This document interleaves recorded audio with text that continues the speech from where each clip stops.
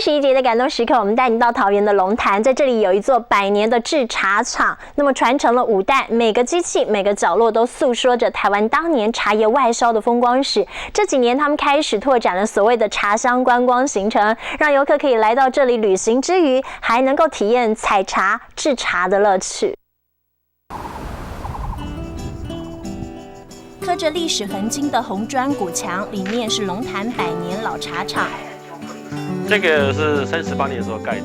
走进充满时间感的长廊，有浓郁的茶叶飘香。你可以闻闻，闻不到。好香哦！你可以拿起来闻，没关系，它就是绿茶，绿绿的。干燥过后的茶叶散发淡雅茶香，翻开历史的扉页，他们曾经有过年产量100万公斤的辉煌。那这个是炒青日鸡，哎。阿婆级的揉茶机超过100岁了，沉浸苏醒后还能运转，它也见证了台湾茶叶外销史的兴衰。100年真的是古董。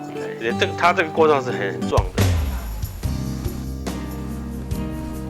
茶香动人的记忆，还包含了采茶点滴，这里也能体验。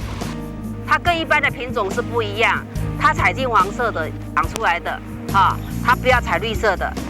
茶田里要摘采的是金黄色的新芽，一边采茶，一边听着茶农话当年，乐趣无穷。这个手抓住的时候，你眼睛就要看在另外一个地方，这个时候也动了，这样子。摘下的茶叶在竹篓里等待，茶叶的香气在空中蔓延，回去就直接铺上面。传承5代的茶厂，让游客体验制茶的过程，也会在现场沏茶品茗，就是希望台湾的茶叶文化不要凋零。而来趟客庄小旅行，一定得要记一下武藏庙。